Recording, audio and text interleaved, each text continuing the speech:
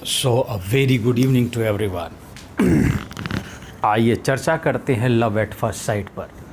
अक्सर लोग कहते हैं मुझे पहली बार में ही प्यार हो गया, देखते ही प्रेम हो गया और मैं प्रेम के रस में डूब गया और उसके बाद उनका प्रेम ख़त्म हो जाता है। मेरे दिमाग में ये टॉपिक इसलिए आया क्योंकि अभी मैं टीना डाबी और अजय वो जो उनके पति हैं अकबर कुछ करके नाम है उनका तलाक की बात मैं सुन रहा था और उसको मैंने देखा, थोड़े बहुत वीडियोस यूट्यूब पे देखे। तो मैंने सोचा जब IAS टॉपर 1 और IAS टॉपर 2 2015 बैच के जब इनका ही उसमें ऐसा था कि टीना डाबी को लव एट फर्स्ट साइट हो गया, उन्होंने कहा था जब उन्होंने अख्तर को देखा था। तो मैं कमाल की बात कहता हूँ, जब इतने बुद्धिमान पढ़े लिखे लोग वो IAS हैं और वो अपनी शादी नहीं चला पाया IAS 1-2 होने के बाद, तो बाकी किसी की क्या बात करें। तो आप समझ सकते हैं कि लव एट फर्स्ट साइट का अस्तित्व कितना छोटा और संकीर्ण होता है। इसलिए हमेशा ध्यान रखिए, मैं इसमें किसी व्यक्ति पर टिप्पणी नहीं कर रहा हूं, लेकिन मैं आपको समझाने का प्रयास कर रहा हूं। जो व्यक्ति IAS निकलता है वो कितना होशियार होगा और वो भी अपने जीवन में अपनी लाइफ को, अपनी शादी को नहीं चला पा रहा है।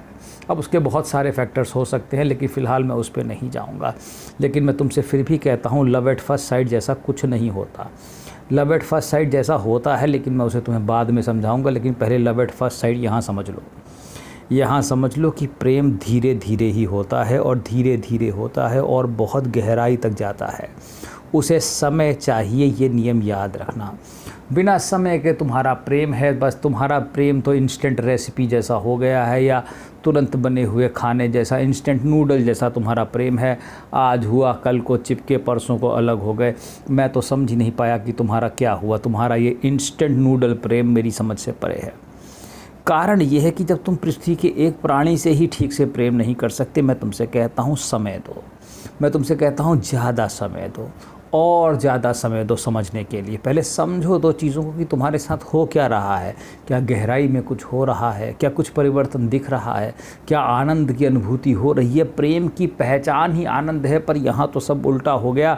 तुम प्रेम करके क्रोधी हो गए, उल्टा हो गया, मारने जा रहे हो प्रेमिका को, कहीं लड़ाई झगड़ा कर रहे हो। मुझे नहीं पता तुम क्या कर रहे हो, तुम्हारा प्रेम किस प्रकार का है मैं समझ नहीं पाता। तुम्हारे अंदर तुम्हारे प्रेम से हिंसा पैदा हो जा रही है।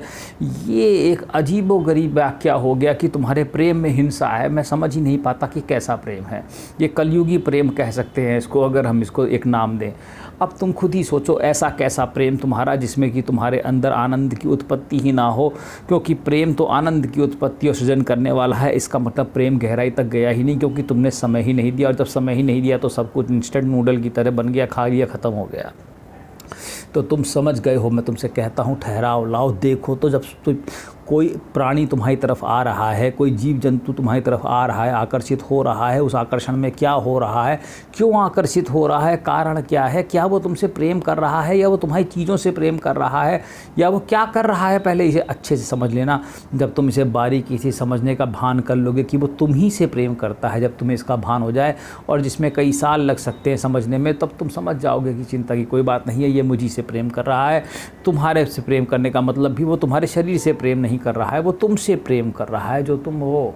तुम समझो इस चीज़ को। वो बहुत गहराई में जाएगा, तुम्हारे अंदर तक जाएगा, और वो जब भी याद आएगा तो आनंद की अनुभूति कराएगा। इसलिए कहता हूँ सावधानी से काम करना, ठीक है? तो थोड़ा समझो, स्थिरता दो, गहराई में उतरने दो उसको।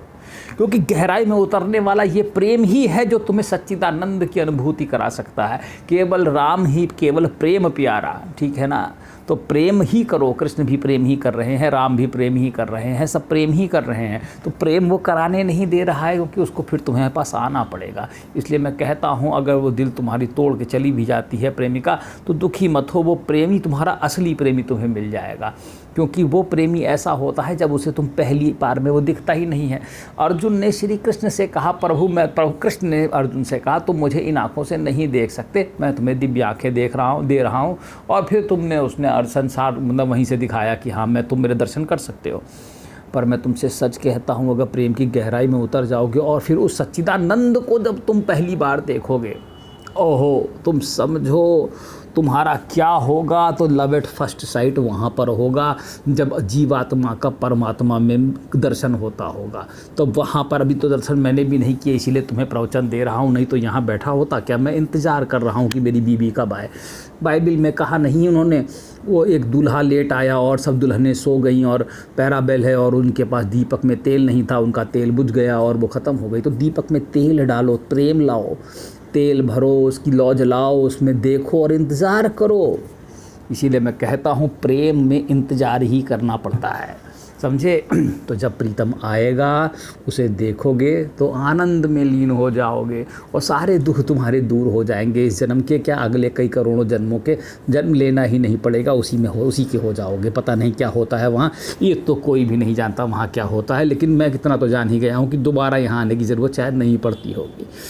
तो मैं तुमसे उम्मीद करता हूँ कि तुम धीरे धीरे प्रेम को अपने अंदर गहराई में उतारोगे, अपने हृदय में, अपने दिल में, और फिर धीरे से उस प्रेम को बदल दोगे परमेश्वर के प्रेम में और उस परमेश्वर को पा जाओगे। इसीलिए मैं कहता हूँ लव एट फर्स्ट साइट मत करना, क्योंकि साइट तो है ही नहीं, क्योंकि तुम तो अंधे हो। बुरा मत मानना मेरी बात का। जब वो साइट विकसित हो जाएगी प्रेम करने से, क्योंकि प्रेम का मतलब ही है वो साइट को विकसित करना, वो आंखें देना। प्रेम वो आंखें तुम्हें देता है, मैं तुमसे कहता हूँ, समझ में आया। प्रेम वो तुम्हें आंखें प्रदान करेगा, क्योंकि वो दिल में घुसेगा तो दिल साफ़ करेगा। जब दिल साफ़ करेगा तो आंखों से दिखाई देगा, तो वो तुम्हें आंखों से प्रीतम के दर्शन हो जाएंगे मेरे भाई। तुम समझ जाओगे कि प्रीतम मुझे मिल गया, समझे।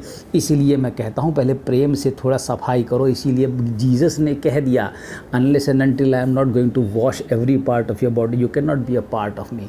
इसलिए तुम एक पार्ट तभी बन सकते हो उसके जब तुम्हारी अच्छे से धुलाई हो जाए। धुलाई की चीज़ की होनी है दिल की धुलाई होते ही आंखों में चमक आ जाएगी और वो साइट मिल जाएगी जिससे लव एट फर्स्ट साइट होता है। और लव एट फर्स्ट साइट होने के बाद तुम्हारा जीवन आनंदमय हो जाएगा और वो परमेश्वर के तुम्हें दर्शन हो जाएंगे। मुझे उम्मीद है तुम लव एट फर्स्ट साइट समझ गए हो, और अब से तुम ध्यान रखना कैसे लव एट फर्स्ट साइट होना है, ठीक है। चलो।